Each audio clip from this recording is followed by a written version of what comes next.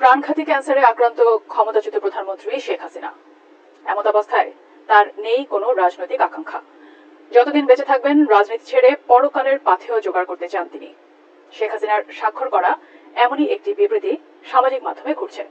এবার সেই বিবৃতিটির সত্যতা যাচাই করেছে fact checking platform rumour scanner. গত 29 জানুয়ারি অন্তর্বর্তী সরকারের বিরুদ্ধে নিজেদের অফিসিয়াল ফেসবুক পেজ থেকে রাজনৈতিক কর্মসূচি ঘোষণা করে আওয়ামী লীগ। ঘোষিত কর্মসূচি অনুযায়ী 1 ফেব্রুয়ারি থেকে 5 ফেব্রুয়ারি লিফলেট বা প্রচারপত্র বিলি, 6 ফেব্রুয়ারি প্রতিবাদ মিছিল ও সমাবেশ, 10 ফেব্রুয়ারি বিক্ষোভ মিছিল সমাবেশ, 16 ফেব্রুয়ারি অবরোধ কর্মসূচি এবং 18 ফেব্রুয়ারি দেশব্যাপী সকাল সন্ধ্যা সর্বাত্মক কঠোর হরতাল করবে দলটি।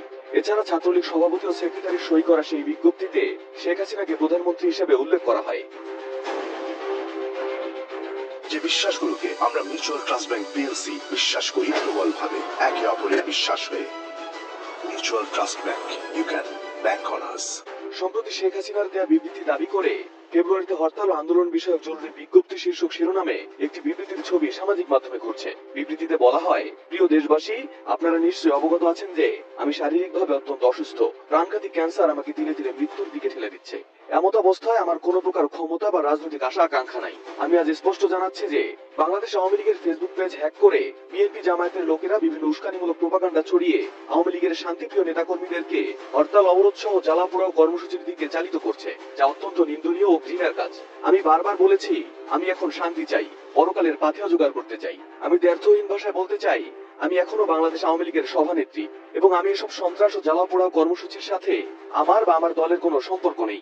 এমত অবস্থায় দেশবাসীর প্রতি আহ্বান জানাই, এ সকল দুর্বৃত্ত আগুন সন্ত্রাসীদের বিরুদ্ধে গণপ্রতিরোধ গড়ে তুলুন এবং তাদের আইন শৃঙ্খলা রক্ষাকারী বাহিনীর হাতে তুলে দিন। জয় বাংলা, জয় বঙ্গবন্ধু, বাংলাদেশ চিরজীবী হোক। তবে সেই বিবৃতি আসল নয় বলে জানিয়েছে fact check platform rumour scanner. প্রকৃতপক্ষে শেখ হাসিনা এমন কোনো বিবৃতি দেননি। রিউমার স্ক্যানার বলছে, বিবৃতির ছবিতে ভারতের জাতীয় প্রতীক, হিন্দি ও বাংলার সংমিশ্রণ, শেখ হাসিনার নাম হিন্দি ও ইংরেজি দিয়ে থাকার মতো অসঙ্গতি দেখা যায়। শেখ হাসিনা কোনো বিবৃতি দিলে স্বাভাবিকভাবে তাতে এসব তথ্য থাকার কথা নয়। এছাড়া বিবৃতিতে বাংলাদেশ আওয়ামী লীগের ফেসবুক পেজ হ্যাক করার দাবি করা হলেও এমন কোনো গণমাধ্যম বা আওয়ামী লীগের নির্ভরযোগ্য সূত্র থেকে কোনো তথ্য পাওয়া যায়নি।